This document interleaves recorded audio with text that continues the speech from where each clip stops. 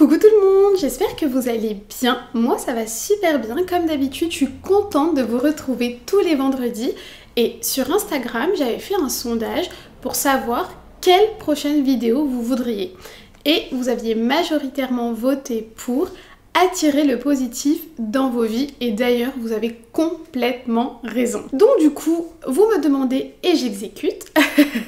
J'en profite quand même pour vous dire du coup de me rejoindre sur Instagram, parce que tu vois je fais des sondages pour vous demander ce que vous voulez, je partage pas mal de choses aussi, donc n'hésite pas à faire un tour, c'est imali.edy.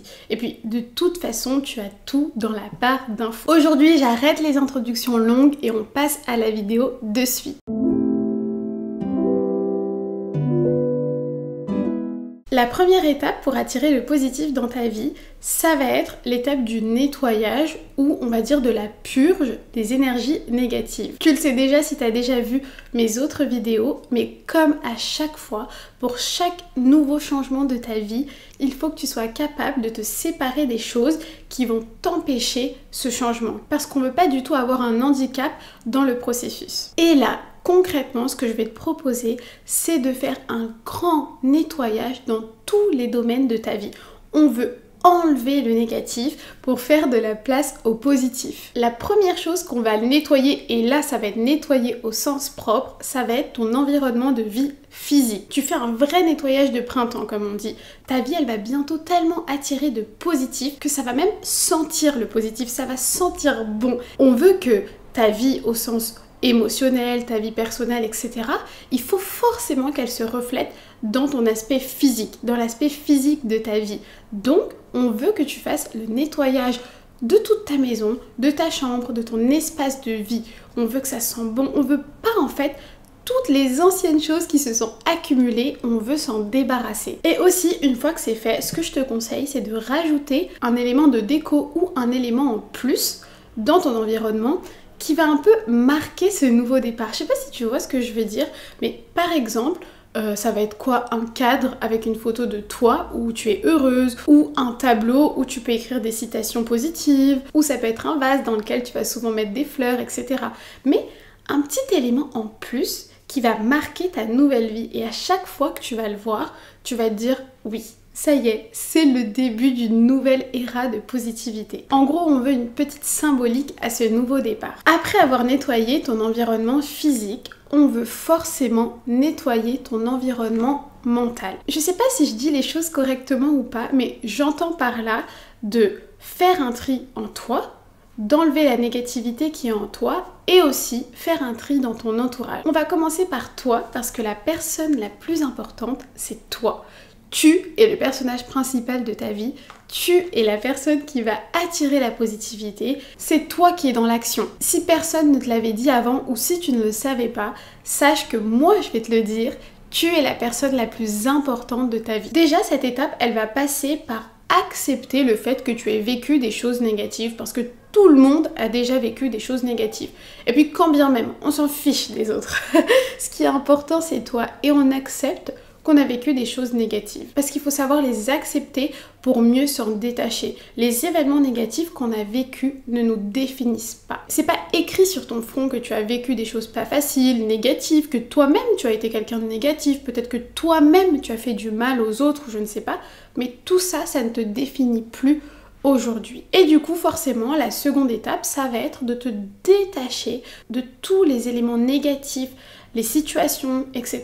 que tu as emmagasinées en toi, qui, tu sais, fait que ton cœur est un peu plus lourd.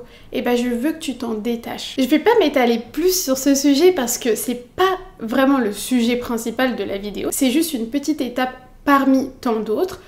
Mais qu'est-ce que je pourrais te conseiller de plus pour te détacher des éléments négatifs de ta vie? J'aime bien les choses concrètes, donc je vais quand même te donner un petit tips, une manière de t'en détacher. Ça va être par exemple d'écrire. Tu sais que j'aime beaucoup écrire, donc d'écrire ces événements négatifs dont tu as du mal à te détacher, tu les poses sur papier. Et tu vois, elles sont plus en toi, ça y est, elles sont sur cette feuille. Ensuite, tu peux la déchirer si ça te fait du bien, ou tu la jettes, tout simplement. Et en même temps, tu verras que normalement, le poids que tu auras en toi va s'estomper, et avec le temps, ça va aller. Ça va pas d'un coup, tu vas pas enlever toutes les choses négatives, tout est progressif.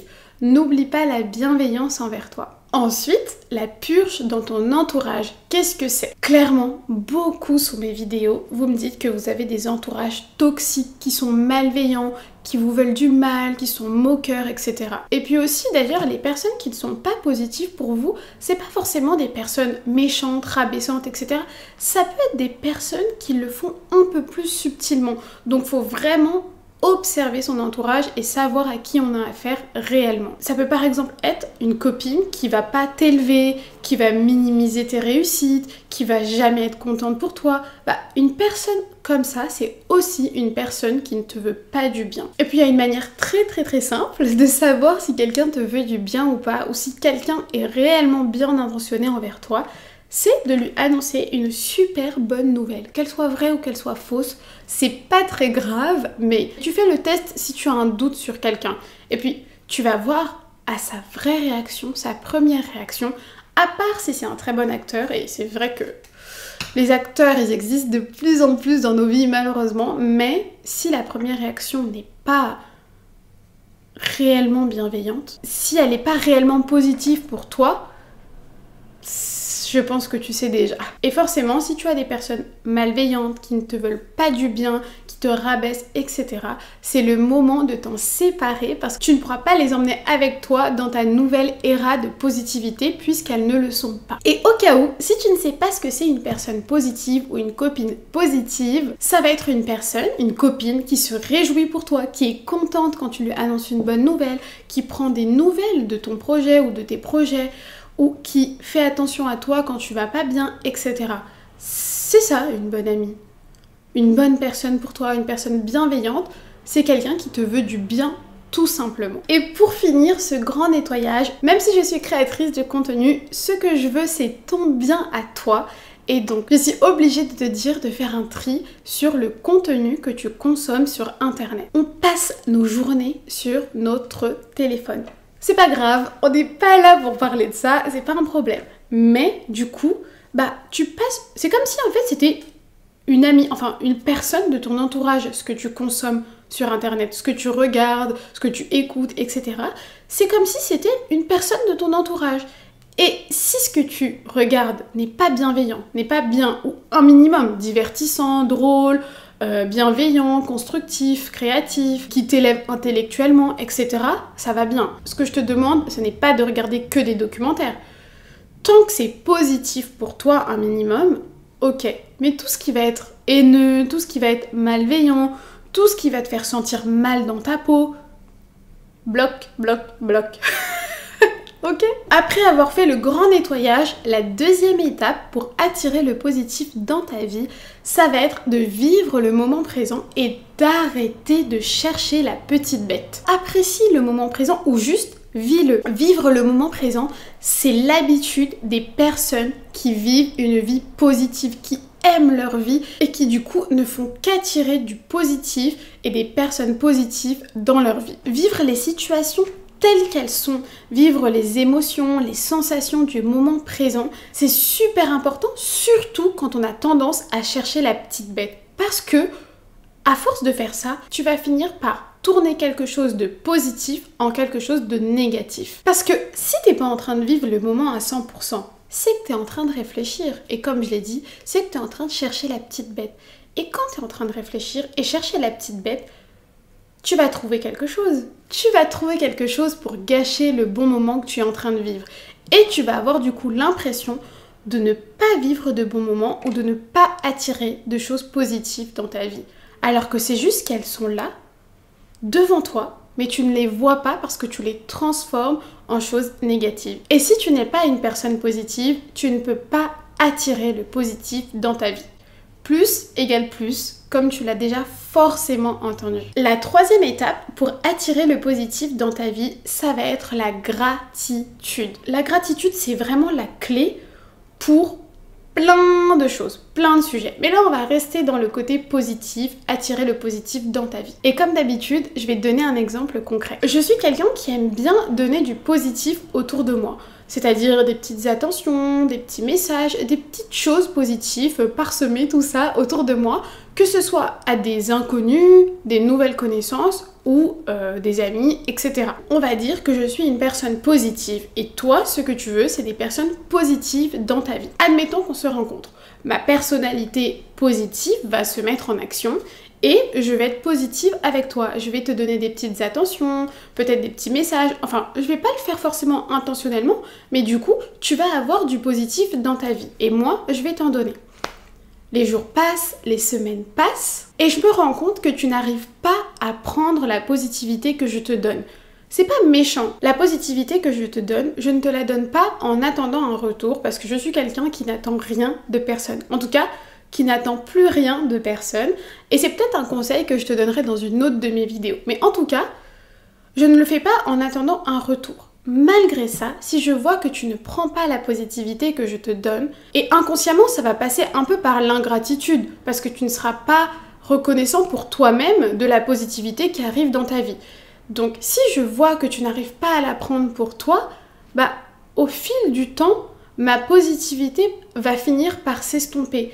Et je vais le faire inconsciemment parce que mon inconscient va se rendre compte que ma positivité n'a pas d'utilité pour toi. Et je pense que c'est pareil avec tout le monde. Si tu n'es pas capable d'accueillir le positif qui vient à toi, d'être reconnaissant de cette positivité, de ce bonheur, des opportunités, des personnes, des événements qui arrivent dans ta vie, les situations, les vibrations, les personnes positives vont finir par s'essouffler et ne plus venir à toi. Mon conseil suivant, ça va être de croire que tu as le droit à la vie dont tu rêves.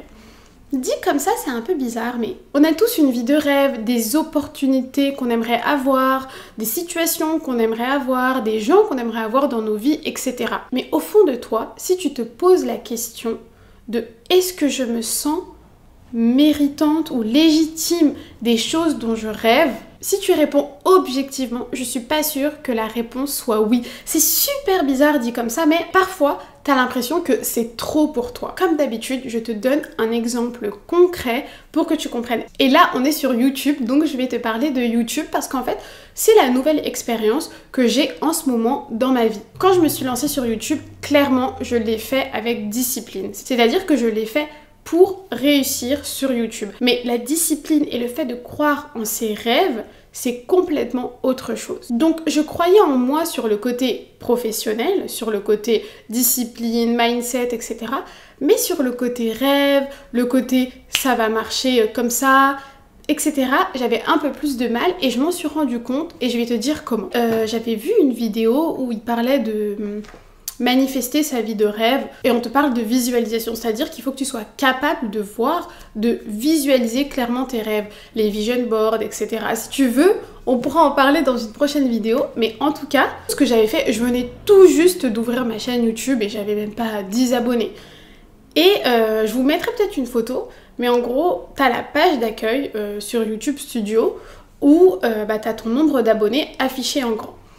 Et même si les gens vont vous dire les abonnés c'est pas important, etc., ça le reste quand t'es sur une plateforme où tu crées du contenu, le nombre d'abonnés est important. C'est pour ça que je vous dis abonnez-vous, parce que moi ça m'aide clairement. Réellement c'est parce que moi ça m'aide. C'est un retour pour le travail que je fais pour vous. Donc du coup, j'avais screené cette page d'accueil et j'avais changé le 10 en 10 000. Et voilà, en gros, pour moi, c'était une manière de visualiser la chose. Et je me rappelle qu'à un moment donné, je me suis dit, est-ce que j'abuse pas un peu? Est-ce que j'aurais pas dû commencer par mettre 1000 avant de mettre 10 000 directement? Je veux dire, il faut que mon rêve soit... comment dire? Il faudrait que mon rêve soit réaliste.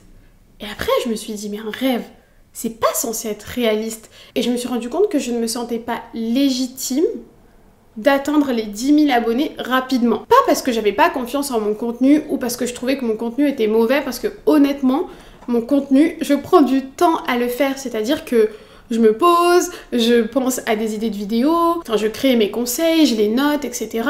Donc je sais que, honnêtement, en toute humilité, je trouve que mon contenu est de qualité. Mais le côté rêve, je ne l'avais pas.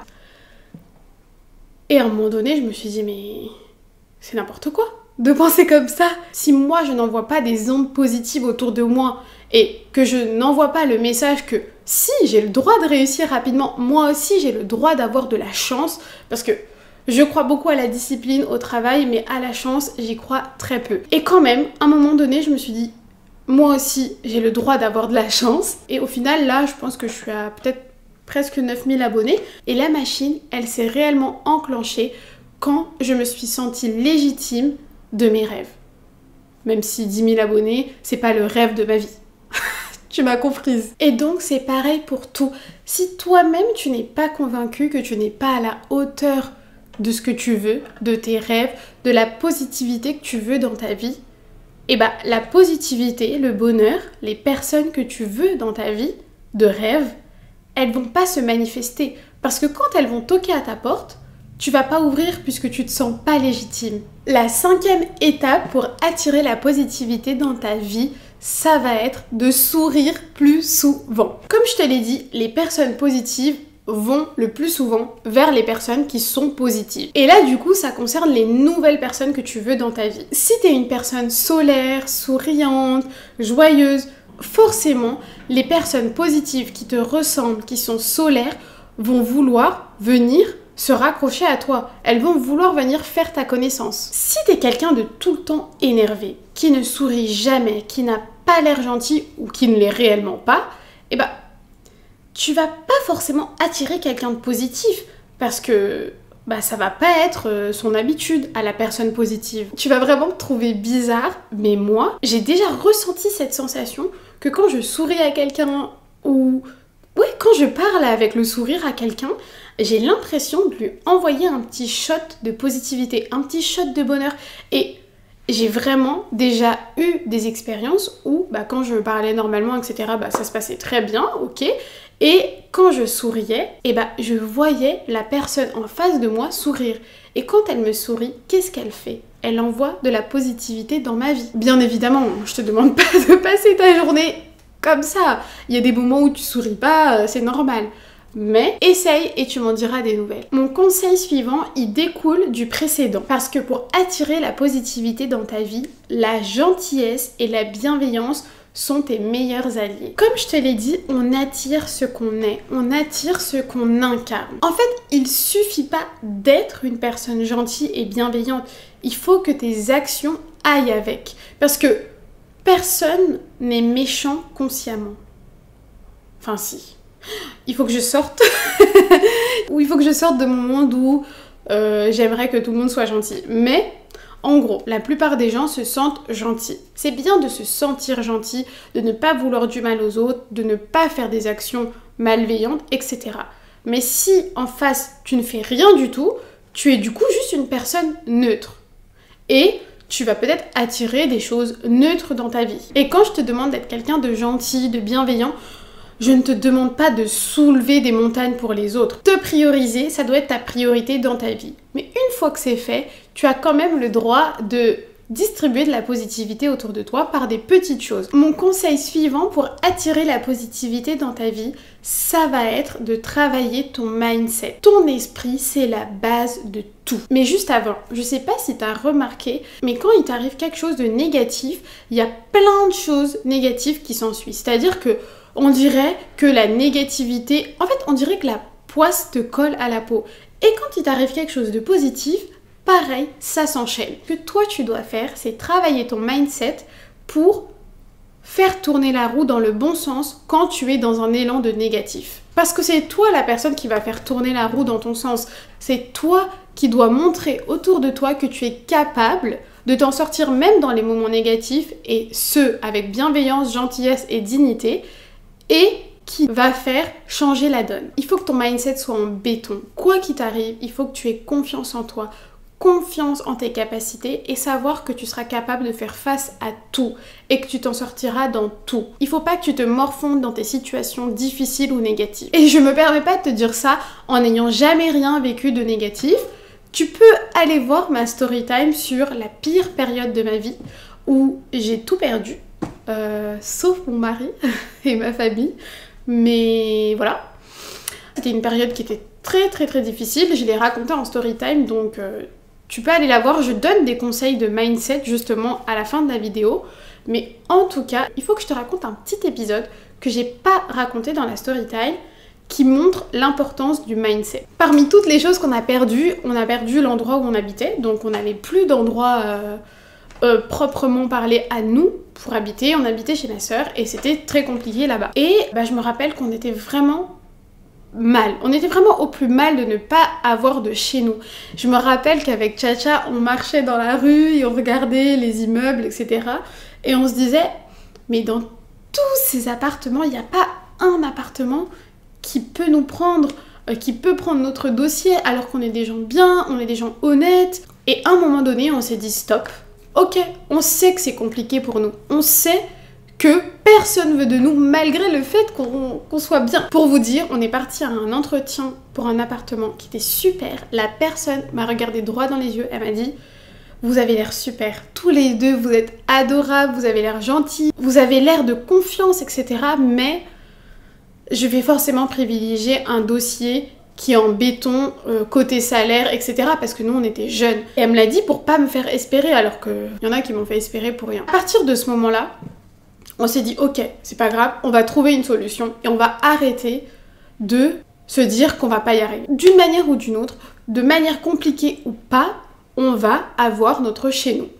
Et avec ce mindset-là, on a cherché et on allait sous-louer, même si on n'a pas le droit, voilà, on allait sous-louer un appartement dans le fin fond de je ne sais où. Il fallait prendre 2 bus, un métro, enfin une galère sans nom pour arriver à nos boulots respectifs, etc. Mais c'est pas grave, ce qu'on voulait, c'était notre appartement et on était contents. Notre mindset, c'était pas il y a 2 bus, il y a un métro, il y a ci, il y a ça, c'est loin, c'est pas bien, c'est de la sous-location, ils peuvent nous mettre dehors à n'importe quel moment, comme on nous l'avait fait la première fois. On s'est pas dit ça, on n'a pas vu le côté négatif, on s'est dit on va avoir notre chez nous. C'était ok, les personnes étaient ok pour nous, etc. Chacha est parti chercher les clés et le gars qui devait nous donner les clés et nous louer l'appartement, il nous dit, en fait il y avait sa maman je crois et sa maman l'a dit non mais ne donne pas les clés tout de suite. Elle lui a dit de nous donner les clés la semaine suivante quand il allait partir à l'étranger et quand nous on allait arriver. Donc Chacha il a dit ok, pas de souci, je reviens la semaine prochaine. Et on était à la veille d'aller chercher les clés. Et je me rappelle qu'on était, moi et Chacha, on discutait, et on se disait qu'on était contents. Malgré tout ce qui nous arrivait, parce que tu peux regarder la story time, on était contents. Même si ça allait être compliqué, on était reconnaissants. Gratitude, positivité, mindset.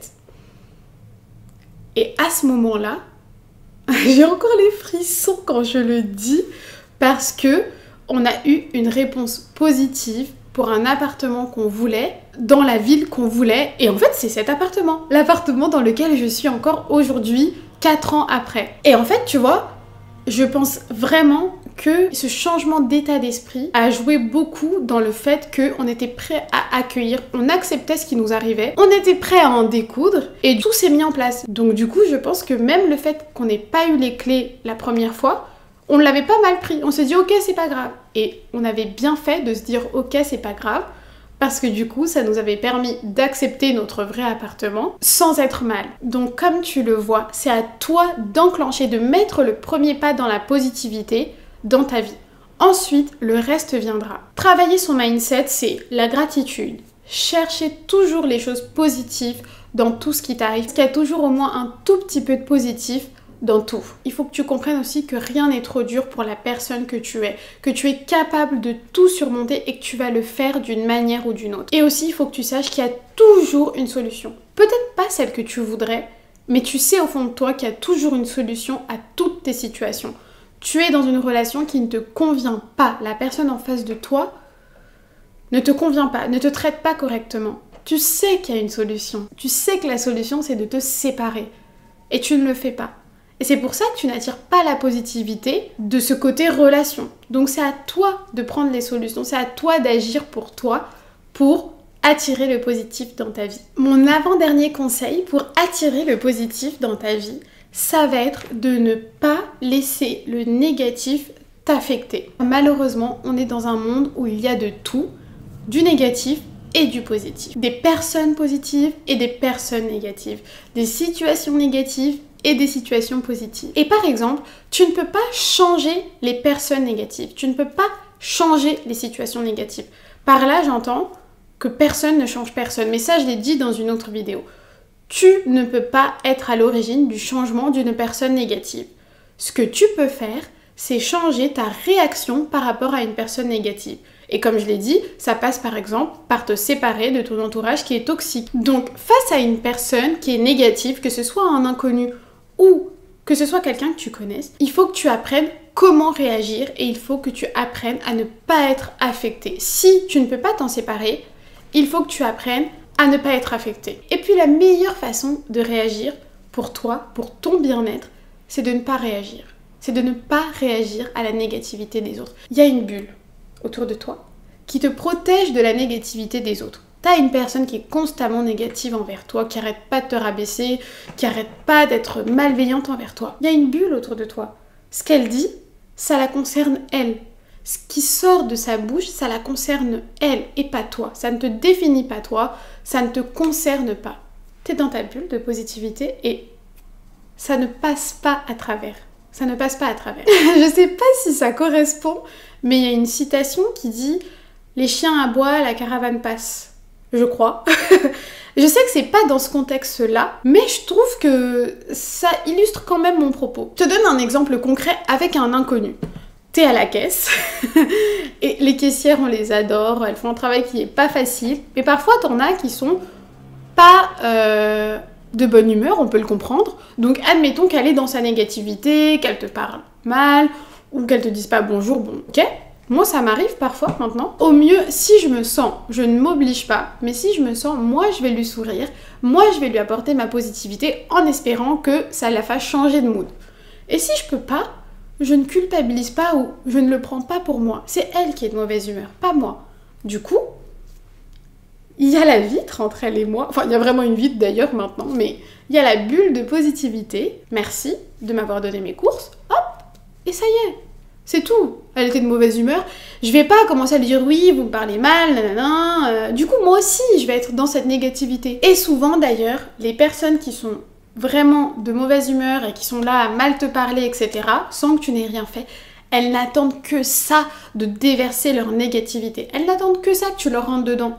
Mais sauf que toi, tu veux pas rentrer dedans. Parce que toi, tu veux que de la positivité. Tu veux pas attirer le négatif. Du coup, tu fais comme je t'ai dit. Mon dernier conseil pour attirer le positif dans ta vie, c'est d'utiliser un outil encore incroyable que tu as et que tu sous-estimes sûrement, c'est ton instinct. Il suffit juste d'écouter ta petite voix, la petite voix qui est bienveillante, hein. Pas celle qui te rabaisse, si tu en as une, il faut s'en séparer.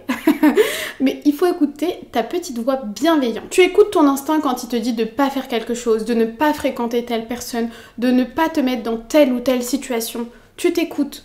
Et tu t'écoutes aussi quand tu as l'impression qu'une personne est bienveillante envers toi, alors que, admettons que t'as cette personne qui a l'air super gentille, super bienveillante. Au fond de toi, tu sens que c'est une personne qui est bien pour toi, mais ça va être la personne qui n'est pas populaire dans ton lycée, dans ton collège, dans ton boulot, où que ce soit. Elle n'est pas vraiment populaire, elle est mise de côté. Et pourtant, toi, t'as l'impression que c'est une personne qui est bien pour toi. Tu vas vers elle. Si les autres personnes ne peuvent pas profiter de sa bienveillance, tant pis pour elle. Tu n'as pas besoin de suivre le groupe. Tu es le personnage principal de ta vie. Et ce ne sont pas les actions des autres qui décident de tes actions à toi. Ton instinct te dit de te lancer dans cette nouvelle opportunité, de créer ce nouveau projet, de te lancer sur les réseaux sociaux. Fais-le. Si tu sens que tu es fait pour ça, fais-le. Agis réellement pour la positivité que tu veux en suivant ton instinct. Je sais que vous aimez bien mes petits exemples, donc pour finir, je vais te prendre un petit exemple où moi j'ai suivi mon instinct. Du coup, c'était la période où je cherchais une alternance. J'ai fait un entretien dans lequel j'ai été acceptée et il me proposait un bon salaire quand même. C'est-à-dire qu'il me proposait 1400 et quelques. Pour une première année d'alternance, c'était bien. Et j'ai quand même fait un deuxième entretien dans un deuxième endroit. Et là, je suis tombée professionnellement parlant, sous le charme de mon manager qui était incroyable. Le manager qui m'a fait mon entretien, c'était une personne qui était bienveillante, gentille, et puis c'était quelqu'un dans l'entreprise, hein, c'était pas n'importe qui. Ça se voyait qu'il était doué, qu'il avait des connaissances, et en même temps il était bienveillant, etc. Et je me suis dit, mais je veux travailler avec cette personne-là. Sauf qu'il y avait un petit bémol, c'était que le salaire était beaucoup plus faible que l'autre entreprise. Je pense qu'il y avait au moins 200 ou 300 euros de différence. Et sur une année, bah ça fait quand même beaucoup. En plus, deuxième bémol, la première entreprise était proche de mon ancien appartement et cette entreprise était plus loin. Mais je sais pas, j'en ai parlé avec Chacha et je lui ai dit, mon instinct me dit que il faut que je travaille avec cette personne-là, qu'elle va m'apporter beaucoup plus de bien, professionnellement parlant, que l'autre entreprise. Donc j'ai laissé tomber les sous, j'ai laissé tomber le trajet court et j'ai signé avec le deuxième manager. Et ça a été le meilleur manager de ma vie. Désolée à tous les autres managers que j'ai eus. Il était hyper sérieux, hyper respecté. Dans la vidéo sur le respect, je vous parlais de quelqu'un qui se faisait respecter tout en bienveillance, et ben je pensais à cette personne-là. Et cette personne-là, elle m'a fait signer mon CDI, et encore aujourd'hui, bah, elle prend de mes nouvelles, et alors que c'est moi qui devrais prendre de ses nouvelles. Et en plus de ça, j'ai déménagé, et la maison où j'habite là, et ben elle est plus proche de ce nouveau boulot que de l'ancien boulot qui aurait été beaucoup trop loin pour moi. Mais du coup, avoir suivi mon instinct, ça m'a vraiment aidé à attirer de la positivité dans ma vie. Donc voilà, on arrive déjà à la fin de ma vidéo. Si tu n'es pas encore abonné, il est encore temps de le faire et d'activer la cloche des notifications. Sur ma chaîne, tu retrouves comme d'habitude de la motivation, du glow up et des story time. Donc en attendant une nouvelle vidéo, je te dis ciao!